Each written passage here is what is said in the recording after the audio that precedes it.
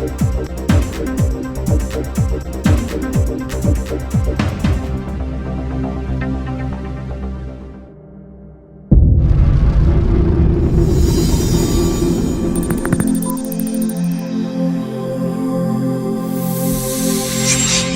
Canteen ప్రారంభోత్సవం చూస్తే చాలా ఆనందం జరుగుతుంది.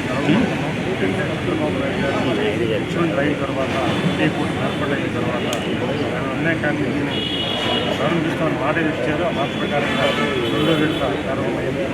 అన్నా క్యాంటీన్ వల్ల చాలామంది నిరుపేదలకి, విద్యార్థులకి, హాస్పిటల్కి వచ్చిన రోగులకి అందరికీ ఉపయోగపడే క్యాంటీన్ ఉపయోగపడుతుంది. అందుకే గతంలో కూడా ఏదైతే ముఖ్యమంత్రి గారు చెప్పారో 10 మందికి అన్నం పెడితే అన్నపూర్ణదేవికి మనం ఆశీర్వదించారు.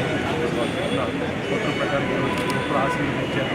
అలాగే ఇది 5 ఏళ్ళు కాదు, మొన్ననే ఆయన మాట్లాడుతూ చెప్పారు, శాశ్వతంగా ఉంటుందని చెప్పారు. సంతోషిస్తూ వారిని రెస్పెక్ట్ చేస్తూ అదే సమయంలో గిరిజనులు కూడా ప్రతి మండలాన్ని కూడా ఏర్పాటు చేస్తారని మాట ఇచ్చారు. చాలా సంతోషంగా స్వాగతిస్తూ ఈరోజు పెద్దలు అశోక్ రాజు గారి ఆధ్వర్యంలో ఈరోజు అన్నా క్యాంటీన్ ప్రారంభోత్సవం చేయడం చాలా ఆనందంగా ఉంది.